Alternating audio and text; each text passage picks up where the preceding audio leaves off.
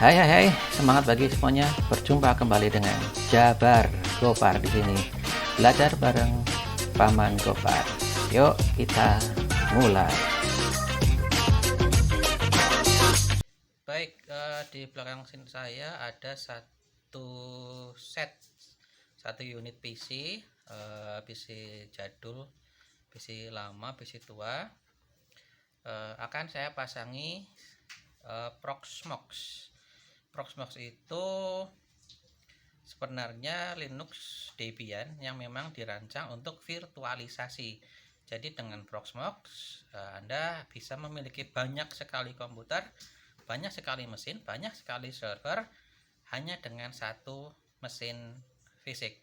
Lalu untuk apa PC ini? PC ini akan saya gunakan untuk mempraktekkan konsep konten yang sudah pernah saya buat tentang infrastruktur atau sarana prasarana kegiatan belajar mengajar menggunakan TIK atau berbasis TIK khususnya untuk sekolah dengan akses internet terbatas. Lalu bagaimana cara memasang atau menginstalasi Proxmox ke dalam sebuah PC seperti ini? Gambarannya kurang lebih seperti berikut.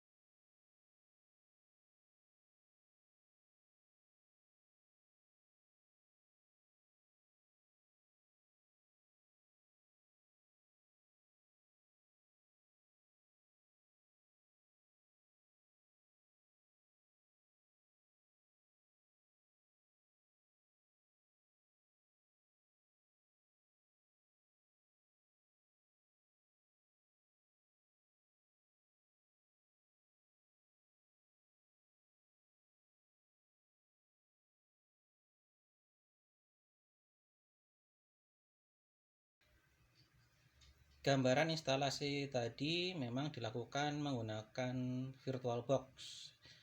Nah, tapi untuk dipasang di mesin sesungguhnya mesin seperti ini, di sini saya melakukan setting perangkat sebagai berikut.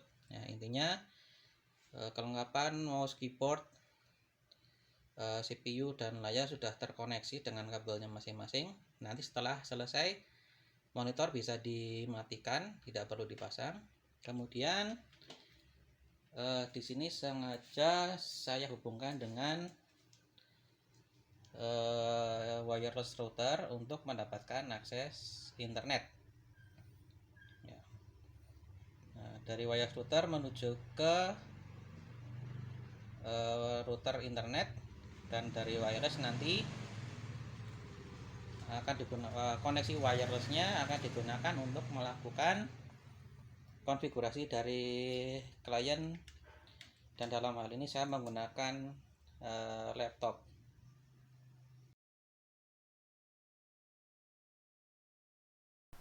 Dalam Proxmox ini nanti akan menjalankan sejumlah atau akan dibuat sejumlah virtual machine, ya. Bisa kita lihat di sini nanti yang pertama ada DNS atau Pi-hole. Ini berlaku untuk sekolah-sekolah yang masih punya koneksi internet. Jadi untuk menghalau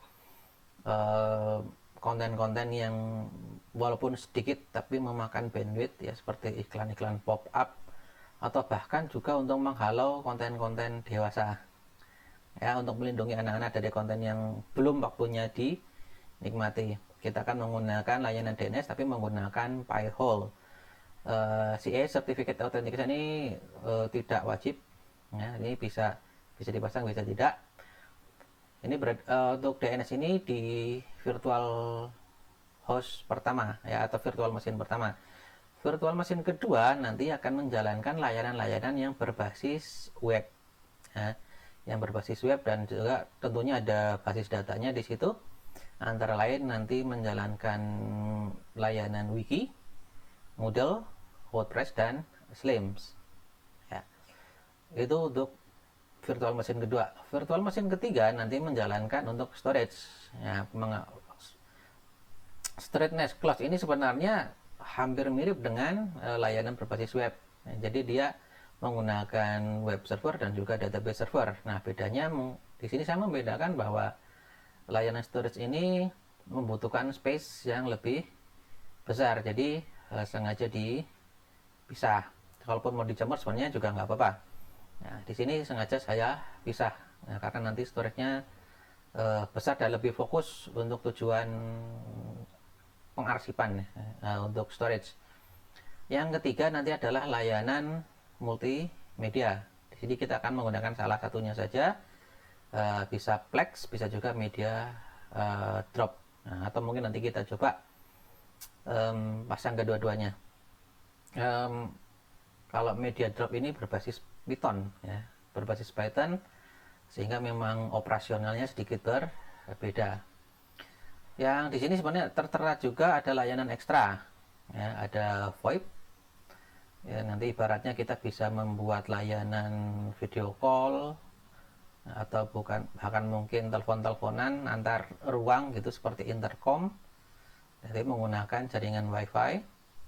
Kemudian ada radio atau TV online, ya. Jadi mungkin di sekolah kunjungannya cukup agak tinggi, dan itu kunjungan orang tua, tamu, yang lain-lain. Nah, biasanya sering disuguhi dengan tayangan multimedia tentang profil sekolah dan segala macam. Nah, nanti isinya bisa diatur dari TV online-nya ini, ya. Atau mungkin radio online, jadi radio yang nanti diedarkan menggunakan jaringan wireless atau jaringan wifi di sekolah. Nah, misalkan untuk ulangan listening kalau memang masih dibutuhkan, jadi tidak perlu lagi mengulur kabel sampai ke ruang-ruang, ya. Bisa menjadi solusi yang cukup murah. Setelah Proxmox selesai diinstalasi, selanjutnya kita akan mengelolanya melalui web browser. Berikut ini langkah-langkahnya. Setelah membuka browser, arahkan ke alamat https:// kemudian masukkan IP address server. Dalam hal ini adalah 192.168.56.10 port 8006. Kemudian press enter. Selanjutnya akan muncul peringatan seperti tertera di layar. Bisa diabaikan dulu.